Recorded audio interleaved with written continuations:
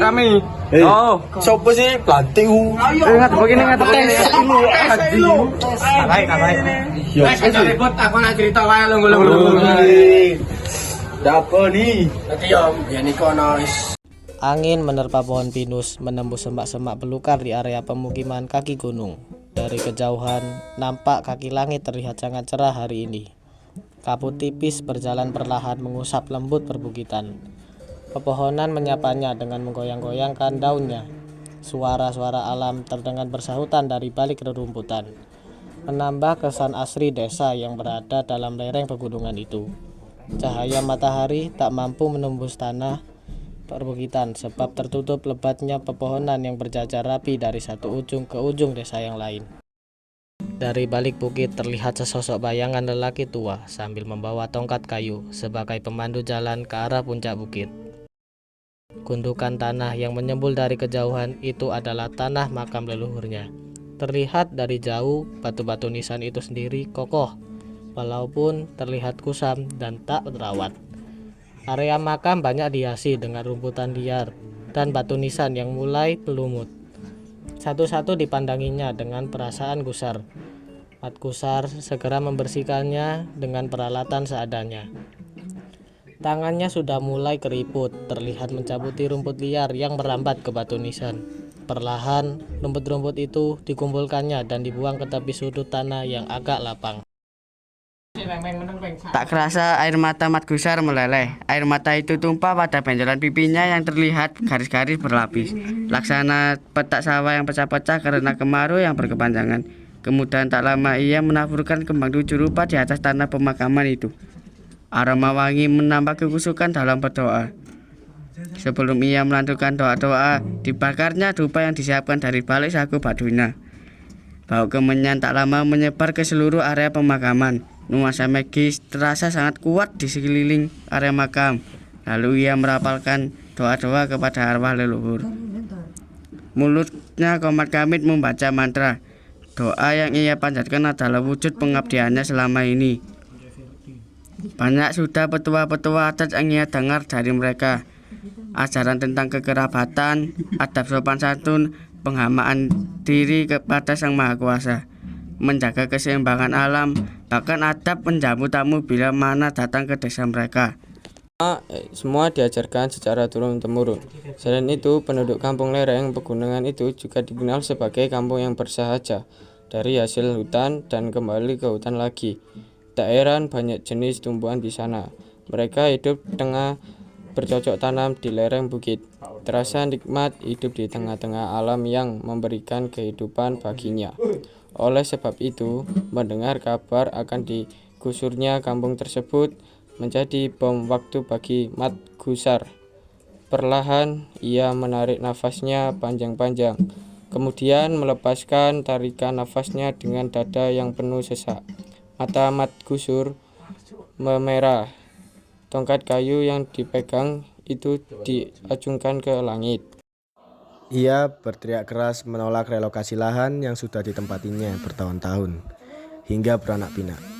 Ia tak rela bila makam leluhurnya akan dipindah ke hutan antar beranta yang tak jelas limbahnya. Pasti arwah leluhur mereka akan menangis dan meratap jika dipindahkan ke area pemakaman yang baru.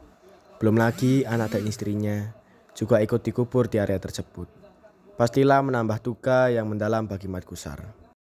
Terdengar desas-desus yang menyebar ke warga desa. Pemerintah desa yang didekengi aparat pusat akan merencanakan relokasi warga ke tempat yang baru dalam tempo secepat-cepatnya. Siapapun yang akan menghalangi rencana relokasi ini akan berhadapan dengan saya, kata kepala desa dengan teriakan yang sangat keras dan tangan mengepal kuat pada suatu pagi di kantor desa. Desa yang terkenal asri itu sejak dulu sudah diincar oleh perusahaan dari kota karena diduga dalam kandungan tanahnya terdapat biji nikel yang dibutuhkan oleh banyak negara-negara maju.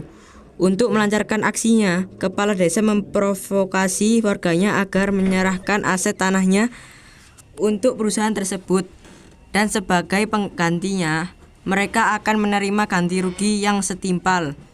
Mat yakin tak tinggal diam. Dalam menyikapi rencana relokasi tersebut, ia tak rela jika tanahnya menjadi korban keserakahan orang-orang kota itu. Ia tak rela jika tanah kampungnya diratakan oleh eskavator dan bulldozer yang meraung-raung itu. Ia tak ingin suara-suara alam yang menenangkan hati dan pikirannya terganti oleh kepulan asap pabrik yang mengganggu pernafasan mereka. Oksigen yang dihirup warga kampung itu tak mampu terbayar oleh uang ganti rugi dari perusahaan. Ia tak rela pohon-pohon yang sudah ditanaminya sejak puluhan tahun itu tumbang begitu saja.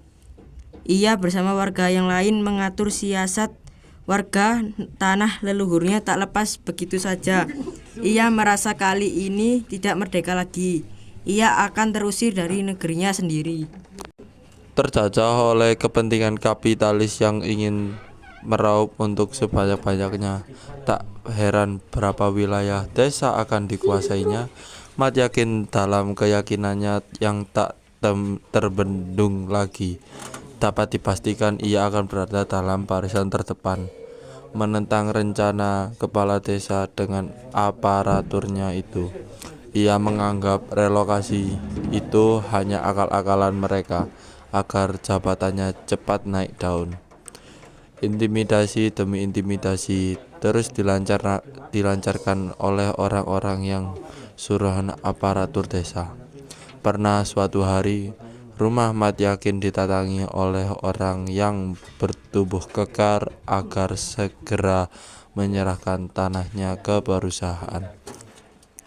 Pada malam itu, 2 orang preman datang tanpa permisi menggedor-gedor rumahnya dengan sangat keras.